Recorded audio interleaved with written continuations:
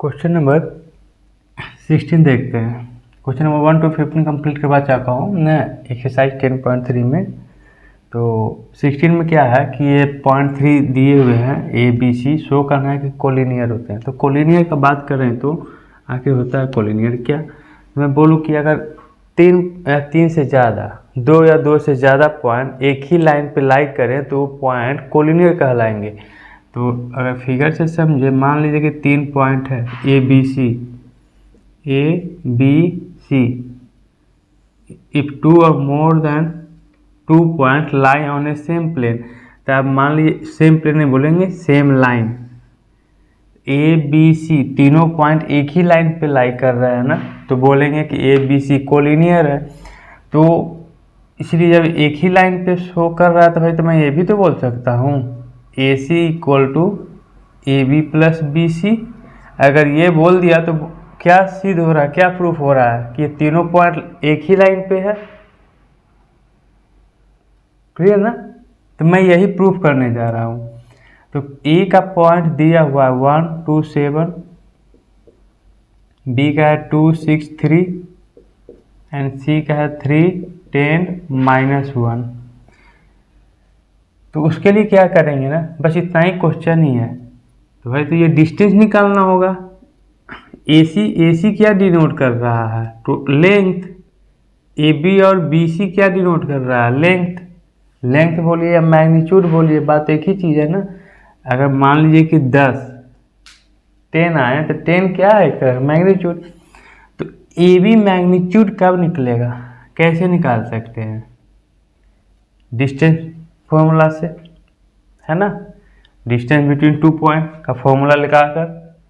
लेकिन जब हम चैप्टर पढ़ रहे हैं वेक्टर अलजेब्रा, तो फिर हम डिस्टेंस फॉर्मूला का क्यों यूज करें। तो वेक्टर फाइंड करेंगे, A B vector find out करिए और ए बी वेक्टर का मॉडुलस, तो मैग्नीट्यूड निकल जाएंगे। फिर B C vector find out करेंगे और फिर बी सी वेक्टर का magnitude. Again A C vector find out करूँगा और ए सी वेक्टर का मैग्नीट्यूड, और उसको इस पे सेटिस्फाई कर देंगे तो बोलेंगे कि तीनों पॉइंट कोलिनियर है। तो अब ए बी के वेक्टर निकालने के लिए वेक्टर ज्वाइनिंग 2 पॉइंट कैसे निकालते थे, तो उसके लिए मैं कोई एक रेफरेंस से ज्वाइन करता था। मैं सब कुछ ओ मान लिया, ठीक है ना। रिकॉल करिए, इंट्रोडक्शन पार्ट में सारा क्लियर करवा चुका हूँ। तो अगर ट्रायंगल ए बी ओ, तो यहाँ भी एक वेक्टर ले लिया, एक यहाँ पे वेक्टर ले लिया, तो ये ट्रायंगल लॉ ही लगाइएगा ना। तो उसमें हम प्रूफ करके भी बताया हूँ, वेक्टर ज्वाइनिंग 2 पॉइंट, 2 पॉइंट के बीच में अगर एक लाइन ड्रॉ करते तो वो वेक्टर कैसे फाइंड आउट करते हैं। तो मैं निकालने जा रहा हूँ ए बी वेक्टर। तो डायरेक्ट ट्रायंगल लॉ को अप्लाई करने पे टर्मिनेटेड लाइन कहाँ पे है, बी, और इनिशियल पॉइंट ए, तो O B minus O A, O B vector minus O A, ये पोजीशन वेक्टर है। तो position vector with respect to reference, तो यहाँ तो 0 है, तो 2 माइनस, तो ये सीधा अगर पॉइंट दिया हुआ है बी, तो ओ बी वेक्टर क्या हो जाएंगे, आई जे के से मल्टीप्लाई कर दीजिए। अब ऐसा क्यों करते हैं, तो आपको स्टार्टिंग से जाके आपको इसका इंट्रोडक्शन पार्ट सारा देखना है एक्सरसाइज 10.1 से, क्योंकि सब एक दूसरे से लिंक है। एक कॉन्सेप्ट छूटेंगे तो आगे आने वाला कॉन्सेप्ट को फिर तो प्रॉब्लम होने लगेंगे। तो किसी कॉन्सेप्ट को स्किप मत होने दीजिएगा। माइनस ओ ए, तो बस इसी में आई जे के से मल्टीप्लाई कर दो, आई 2j एंड 7k, 2 में से आई गया तो आई 6 minus 2 4j, 3 minus 7 minus 4k cap. ये ए बी वेक्टर निकल के आ गया। तो ए बी वेक्टर का मैग्नीट्यूड भी निकल के आ जाएंगे, 1 का स्क्वायर 1, 4 का स्क्वायर 16 माइनस 4 का स्क्वायर 16, कितना आ जाएगा, √33। नाउ फिर बी सी वेक्टर निकाल दिए, तो वही ट्रायंगल लॉ का अप्लाई करके, ठीक है, या फिर terminated line C, B C vector निकाल रहे हैं ना, तो O C vector minus O B vector, ये पोजीशन वेक्टर है। Position vector with respect to reference लेते हैं।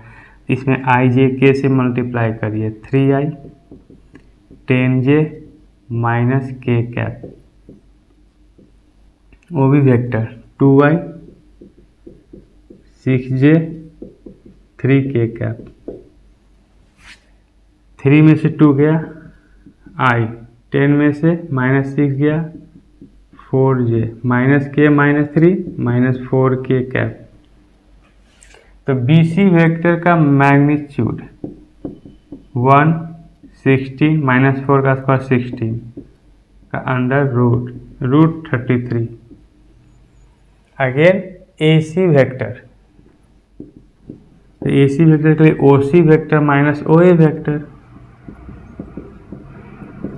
ओ सी वेक्टर क्या हो जाएंगे, इसमें आई जे के से मल्टीप्लाई कर दूँ 3i 10j माइनस नहीं हाँ माइनस के कैप माइनस ओ ए आई 2j 7k आई 2j 7k कैप, 3 में से आई गया 2i, 10 में से -2 गया तो 8j माइनस के अब -7 माइनस 8k। तो A C cap A C vector का मैग्नीट्यूड 4 84 64 64 2 132, इसी को 2√33 भी बोल सकते हैं। देखिए ये सेटिस्फाई कर जाएगा, ए सी ये है तो ए बी √33 या √33 दोनों को ऐड करेंगे तो 2√33 आएगा ना। तो हेंस लास्ट में बोल देंगे ए सी वेक्टर का magnitude equal to A B vector का magnitude plus A C vector का मैग्नीट्यूड ए बी वेक्टर और B C vector, imply that 2√33 equal to √33 plus √33। ठीक है, तो नोट कर लीजिए।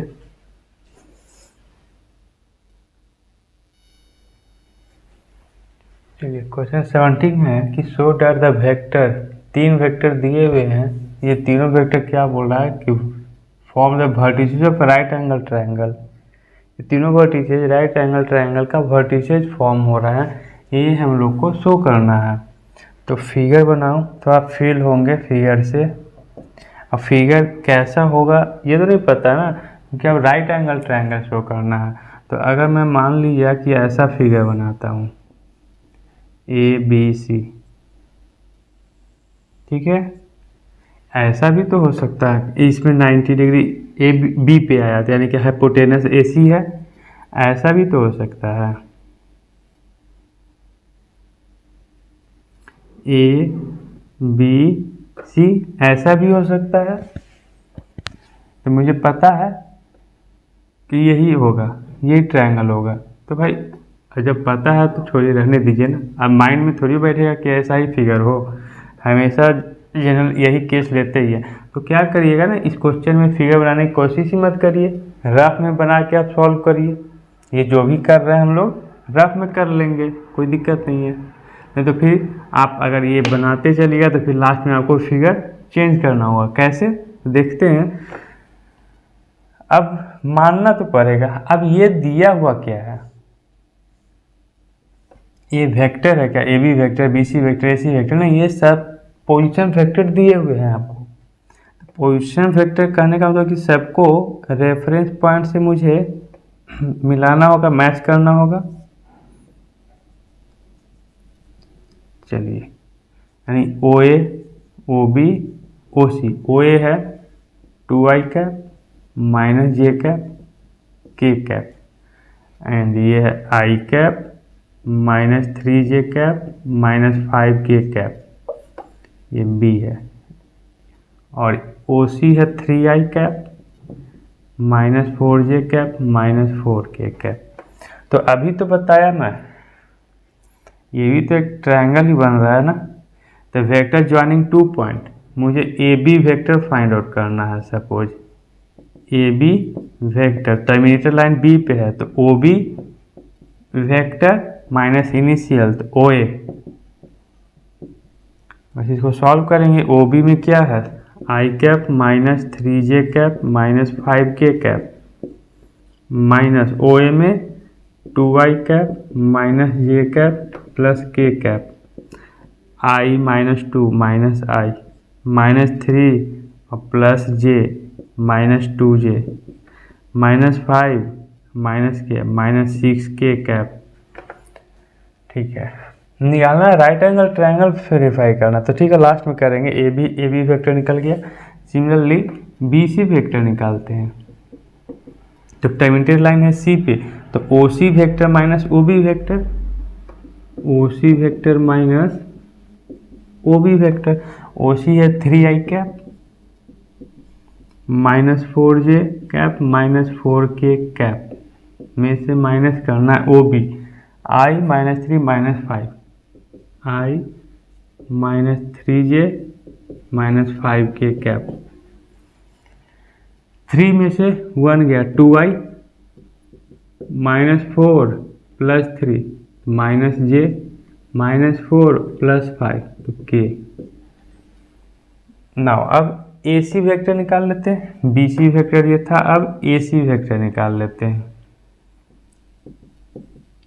तो ए सी के लिए सी टर्मिनेटेड लाइन है, तो O C vector minus O A vector, O C vector minus O A vector. O C है 3i minus 4j minus 4k cap minus O A 2i minus j plus k, 2i minus j plus k। समझ में आ रही है ना, कोई दिक्कत तो है नहीं, सिंपल कैलकुलेशन है। इसके पहले जो क्वेश्चन 16 इसी तरह से तो किया मैं हमने।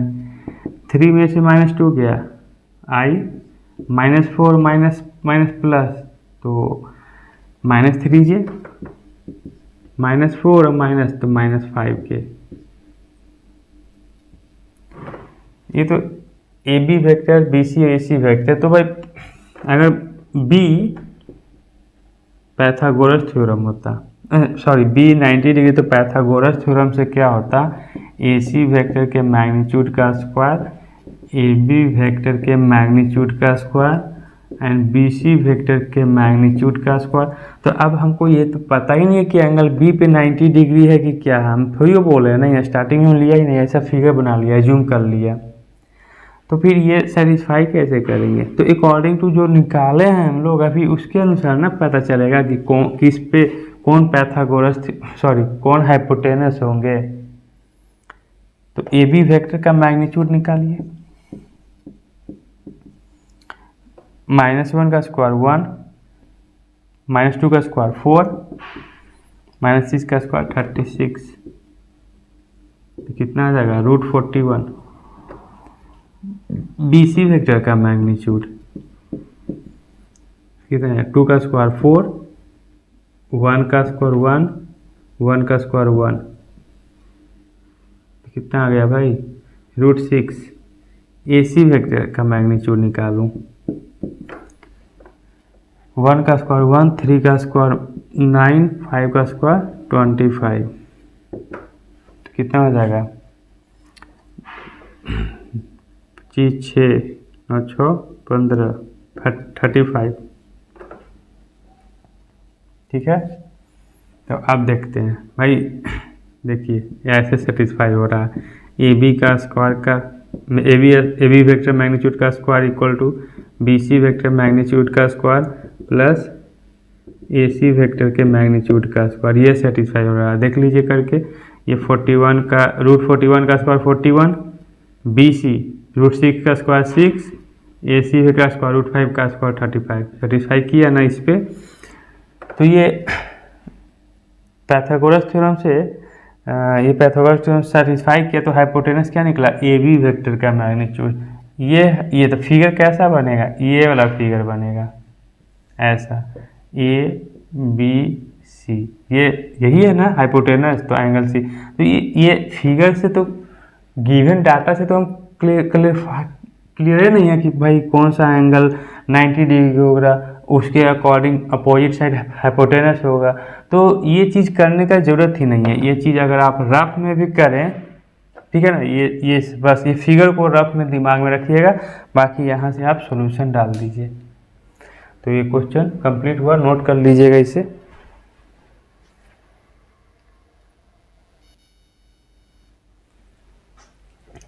कुछ है ना 18 में, देखिए क्या कह रहा है। A vector is non zero vector of magnitude A, यानी कि गिवन है कि ए वेक्टर जो है नॉन जीरो वेक्टर, यानी non zero vector means zero vector को छोड़कर सारा वेक्टर है। तो ए वेक्टर का magnitude, non zero vector of magnitude कितना दिया हुआ है, ए ही है, ठीक है। And lambda into A is a non zero scalar, then अब लैम्डा क्या है, lambda into A non zero scalar, then lambda is unit vector. तो कोई ये मैग्नीट्यूड है ना, तो ये क्या है, समथिंग स्केलर ही होंगे। और यहाँ पे दिया हुआ है कि lambda into A vector is a unit vector, lambda into A vector is a unit vector. तो यूनिट वेक्टर का मैग्नीट्यूड अगर निकालते हो तो किसके इक्वल होता है, 1। ये मैग्नीट्यूड हम अलग अलग ब्रेक कर दें, दोनों पे डाल दें, लैम्डा का मैग्नीट्यूड ए वेक्टर का मैग्नीट्यूड इक्वल टू ए। अब जो कि ए वेक्टर का मैग्नीट्यूड क्या दिया हुआ है, ए दिया हुआ है, तो लैम्डा का magnitude into a equal to 1। तो ए इक्वल टू क्या हो जाएगा, 1 अपॉन लैम्डा का मैग्नीट्यूड, कौन सा, डी ऑप्शन सही है। तो ये एक्सरसाइज 10.3 कंप्लीट हुआ। तो नेक्स्ट हम लोग मिलेंगे एक्सरसाइज 10.4 जो कि क्रॉस प्रोडक्ट पे होंगे।